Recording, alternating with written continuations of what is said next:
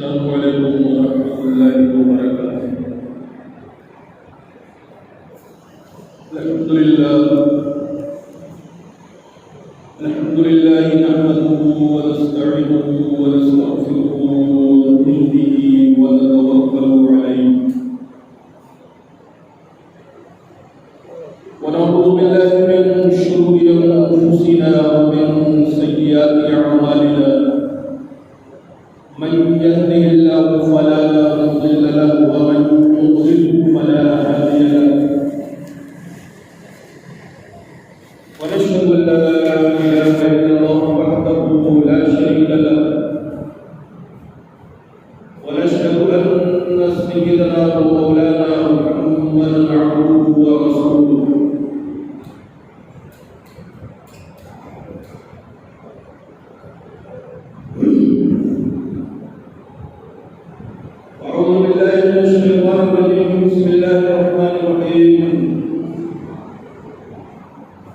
इन्ना नहनु नज़्ज़लना ज़िक्रा व इन्ना लहु लहाफ़िज़ून। सल्लल्लाहु अलैहि वसल्लम। दोस्तों, बुजुर्गों और भाइयों,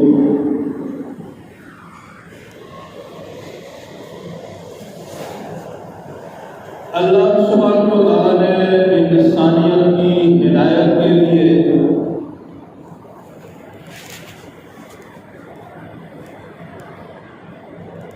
जहाँ रसूल भेजे, नबी भेजे, इसी तरह से अल्लाह सुब्हानहु व तआला ने किताबें भी नाज़िल की थी कि ये किताब है, इसको आप पढ़िए, इसको सुनाइए और इसके जरिए से लोगों तक सही दीन इस्लाम पहुंचाइए। लिहाजा बहुत सारे सहीफे अल्लाह सुब्हानहु व तआला ने इसलिए नाज़िल किए। उसके बाद फिर तौरात है, ज़बूर है, इंजील है, आखिर में जाकर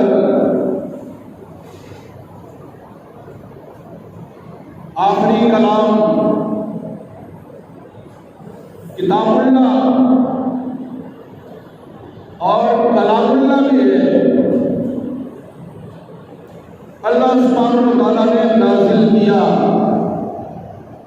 पिछली किताबों की जिम्मेदारी अल्लाह सुब्हानहु व तआला ने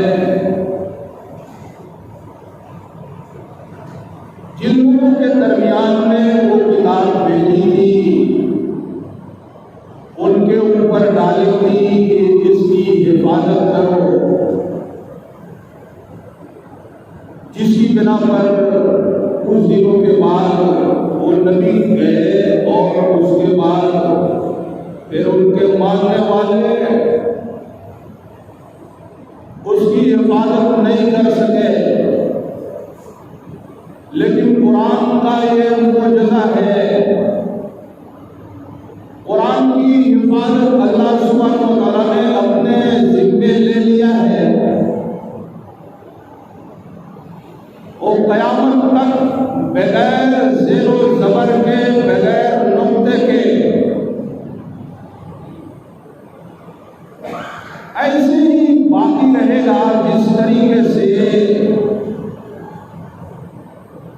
नबी पाक सल्लल्लाहु अलैहि वसल्लम पर नाज़िल हुआ था। क्यों? पिछली किताबें किताबुल्लाह को थी, कलामुल्लाह नहीं थी।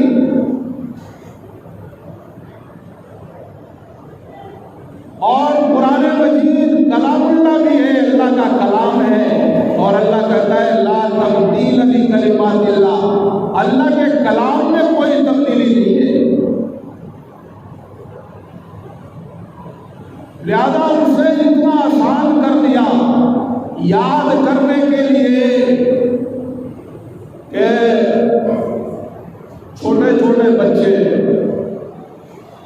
6 साल के बच्चे 7 साल के बच्चे अपने सीनों में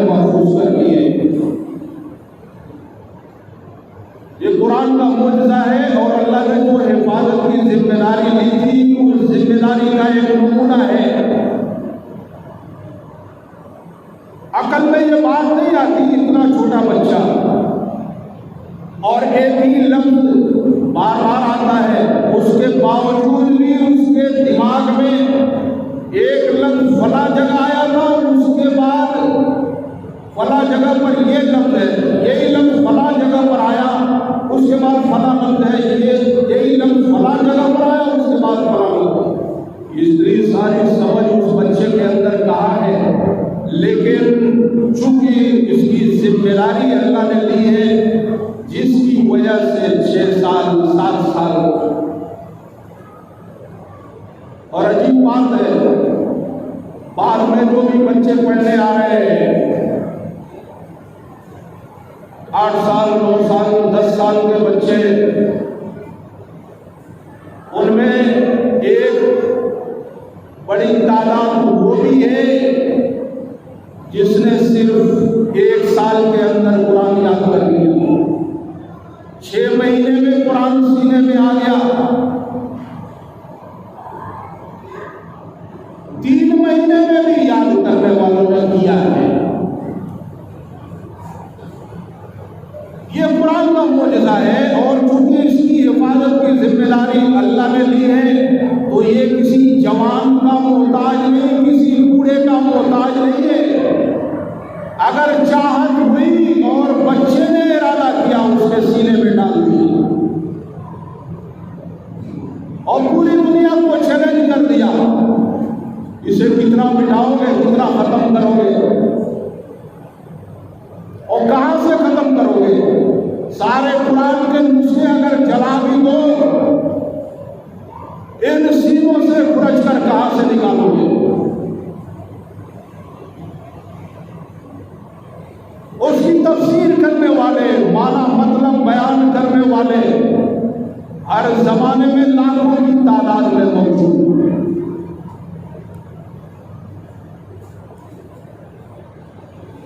बड़े बड़े हुफ़ाज़ किराम पढ़ रहे हैं, छोटा सा बच्चा है, थोड़ा सा ज़ेर ज़बर की गलती हुई, पीछे से टोकता है। एक मोजज़ा है कि कोई बड़ा से बड़ा भी हो, वो भी इतना ज़ेर ज़बर इधर उधर नहीं करता, नहीं टोकता, पीछे वाले को इशारा करता है या इन्होंने कुछ गलत कर दिया है। कुरान का मोजज़ा है और ये भी है, गलत सीनों में नहीं जाता। ऐसे सीने जो पाक नहीं है उनमें भी नहीं जाता, ये भी उसका मोजज़ा है। जिस जमाने में कुरान नाज़िल हो रहा था, बड़े बड़े शोरा थे, बड़े बड़े उलमा थे, अरबी ज़बान के अंदर गज़ब की महारत, और अरबी ज़बान ऐसी वसी ज़बान है, ऐसी वसी ज़बान के अरब के लोग बाहरी लोगों को अजमी कहा करते थे, यानी ये लोग भूखे, एक लफ्ज किसी एक चीज को बोलना एक ही लफ्ज ही इनके पास है, और ये भी कोई बोलने का तौर तरीका है, अंदाज है।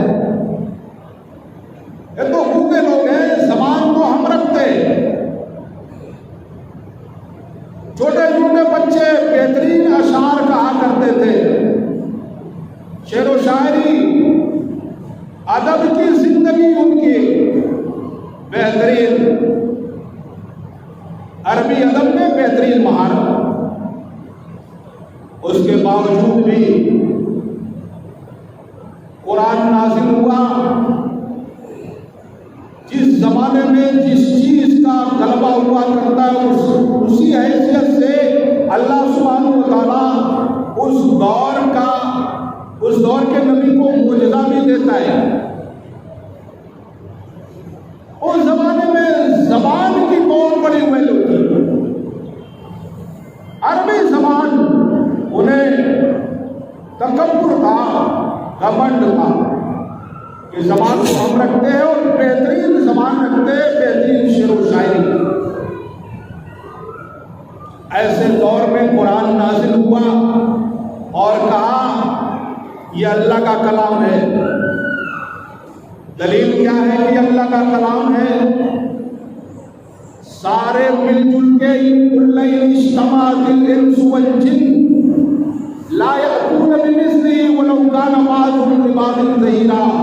सारे पूरी दुनिया के इंसान इकट्ठे हो जाओ, सिर्फ मक्का के लोगों सिर्फ तुमसे खिताब नहीं है, अरब के लोगों सिर्फ तुमसे खिताब नहीं है, और जबान पर नाश करने वाले तुमसे खिताब नहीं है। पूरी दुनिया के इकट्ठा हो जाओ, जितने इंसान है सब और जितने जिन्नात है सब इकट्ठा हो जाओ, और इकट्ठा होकर इस जैसा जरा कलाम लाकर दिखा दो। आजिज रह गए, बनाने की कोशिश की उन्होंने, लेकिन खुद उन्हीं में के उठते थे, कहते थे बेईमान पागलों जैसी बात कर रहा है, और कहता है ये कलामुल्लाह से मुकाबला करेगा।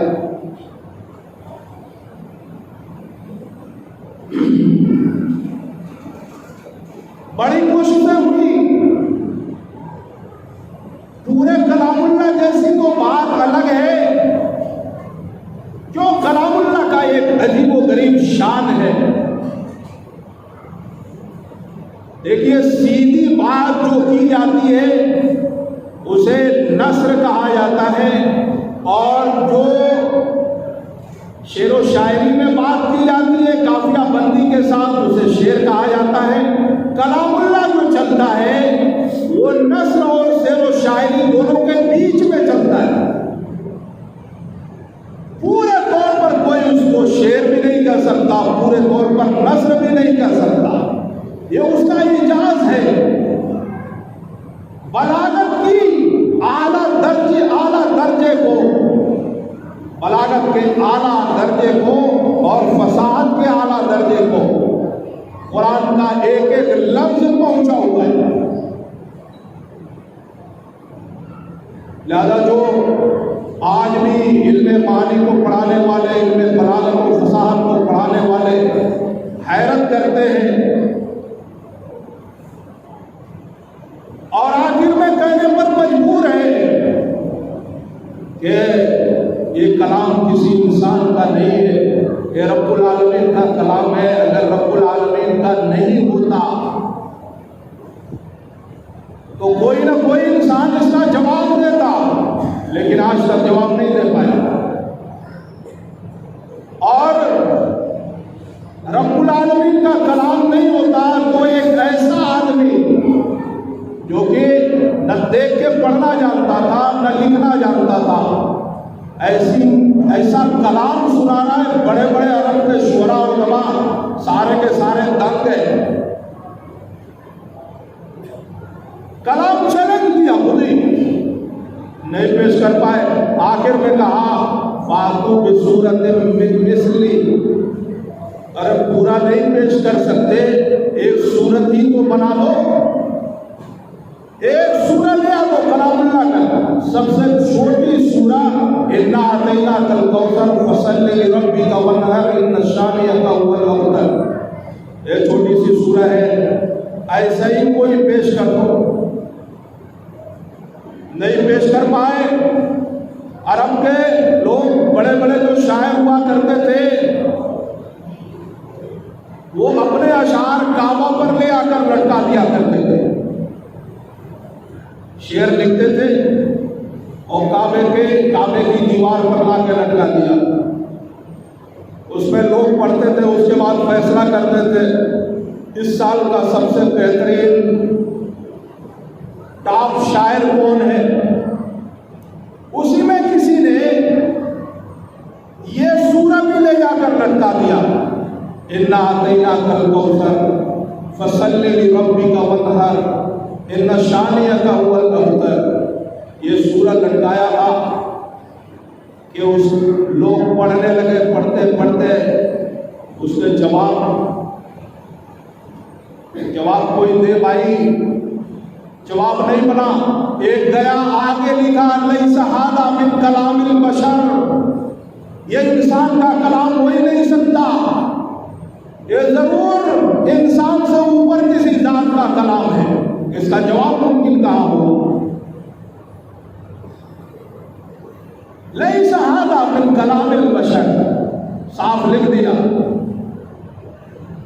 कुरान सरापा मौजज़ा, आज भी उसका चैलेंज आज भी उसी तरह से है जिस तरीके से मोहम्मद रसूलुल्लाह के जमाने में था, आज भी वही चैलेंज है। बाद के लोगों में ईरान का कोई बहुत बड़ा अदीब था, उससे लोगों ने कहा तुम्हारे खाने पीने का हर चीज का हम इंतजाम करेंगे, चलो एक काम करो, इस जैसा कलाम जरा बना दो। उसने कहा ऐसे नहीं, मुझे तन्हाई चाहिए, समंदर के किनारे मेरे लिए महल बनाओ और उसके बाद खाने पीने हर तरह के राहत का सामान दो और मेरे पास कागज कलम वगैरह सारा ले आके रखो, खुशनुमा माहौल में मैं इस जैसा कलाम बना सकता हूँ। उस लोगों ने कहा कितने दिन लगेंगे? कहा 6 महीने लगेंगे। 6 महीने के बाद जब लोग उसके पास पहुंचे हैं, कागज फाड़ के कागज का बहुत बड़ा अंबार समंदर के किनारे फैल चुका था और एक आयत भी नहीं बना सका। बनाए कैसे? इंसान का कलाम ही नहीं है। और कुरान ने जो चैलेंज किया, चैलेंज आज तक है। आज भी किसी को शुबहा हो, कोई भी अपनी किताब के बारे में चैलेंज करे, इस जमाने में भी उसका जवाब मिल जाएगा। लेकिन कुरान का चैलेंज आज भी है। कोई एक आयत ही बनाए, जरा सा एक सूरह ही बना के दिखा दे। बहुत बड़े बड़े अदीब इस जमाने में दुनिया के अंदर है, बहुत बड़े बड़े अदीब है। और हजरत अली मियां नदवी रहमतुल्लाह से पहले जो अदीब था पूरी दुनिया का, अरबी जबान का सबसे बड़ा अदीब, वो एक ईसाई था। उसको भी चैलेंज था, कोई बना दे। नहीं बना पाया, कोई नहीं बना पाया। आज भी अरबी जबान जानने वाले, बड़े कोशिशें करने वाले हर मजहब के लोग हैं, लेकिन लाओ सिर्फ एक सूरह ला दो, छोटी वाली सूरह इन्ना आतैना कल कौसर फसल्लि लिरब्बिका वन्हर इन्ना शानियका हुवल अब्तर। आज भी उसका चैलेंज है। नहीं ला सकते का मतलब ये हुआ, ये कलामुल्लाह है।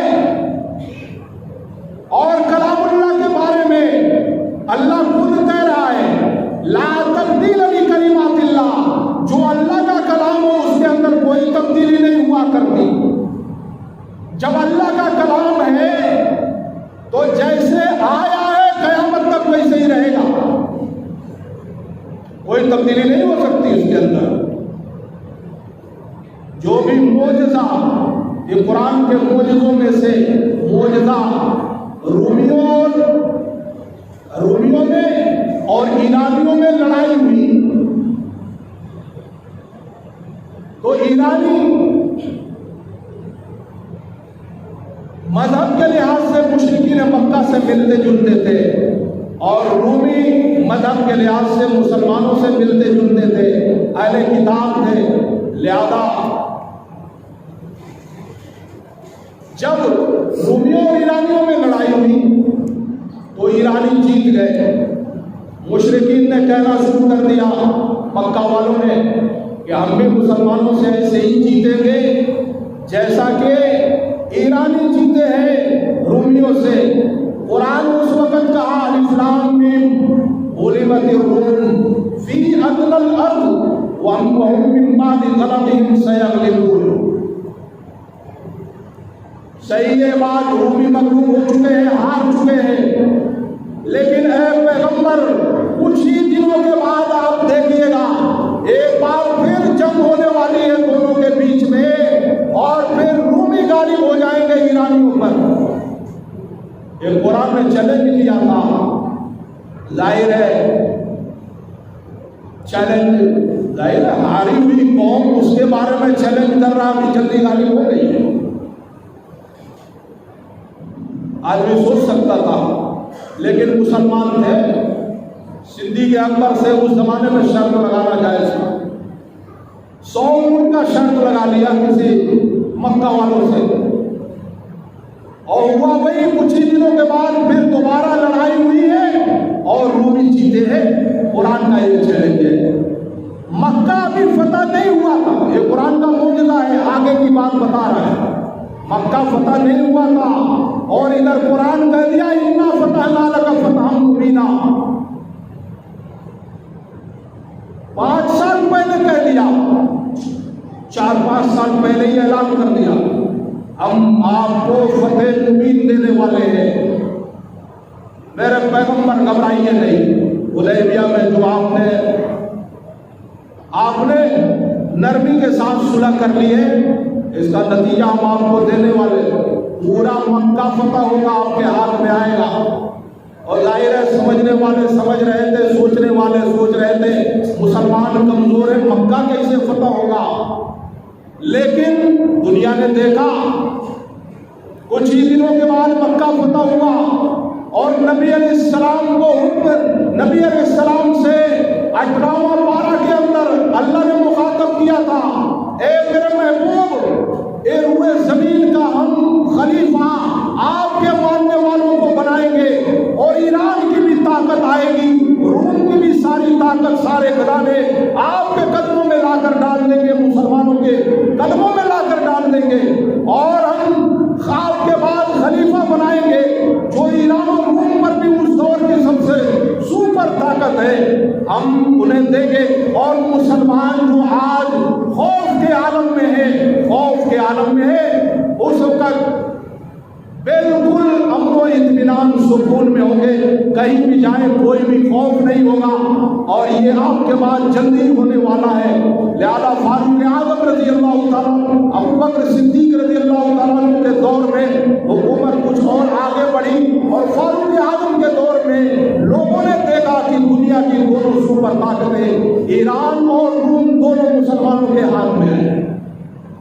तो मुसलमान ईरान कुरान खुला मौजूदा जो चैलेंज करता था, वो चैलेंज आज तक साबित है कि कोई है भाई का जरा सा उसे झुकला दे।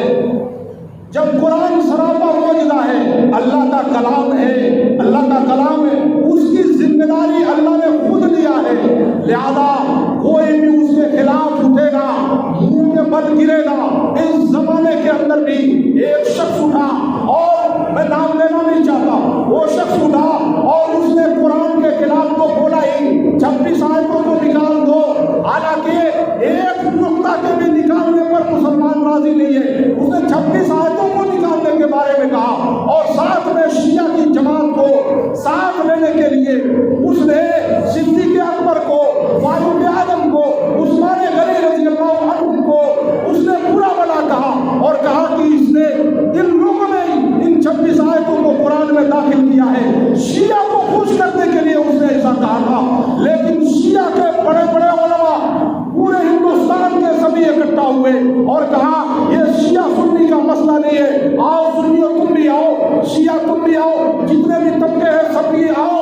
और शिया ने खुद ऐलान किया इस शख्स का इस्लाम से कोई ताल्लुक नहीं है, दायरे इस्लाम से खारिज है, ये मुर्तद है, कोई किसी और जमात का हो सकता है, नाम शियों से मिलता जुलता होने से कोई शिया नहीं होता। लिहाजा ये कुरान का ये भी मौजूदा है, जिन्हें खुश करने के लिए उसने कुरान की आयतों को निकालने के लिए कहा था। उन्होंने मारा तमाचा, जबरदस्त तमाचा मारा के दायरे इस्लाम से निकाल दिया। जो कब्र की जमीन उसने लखनऊ में ली थी, उसे लात से मार मार कर तोड़ दिया, जो पत्थर लगा हुआ था उन्हीं लोगों ने तोड़ा। ये भी तो कुरान का मौजूदा है, जिन्हें खुश करने के लिए अल्लाह को नाराज किया था, अल्लाह ने उन्हीं को मुसल्लत कर दिया।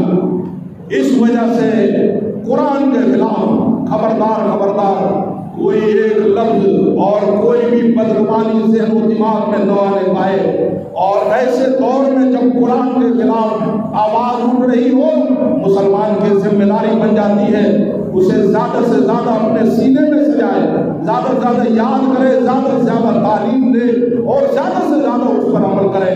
अल्लाह सुब्हानहू व तआला उसका मुहाफिज है, वो खुद निपट लेगा। वाह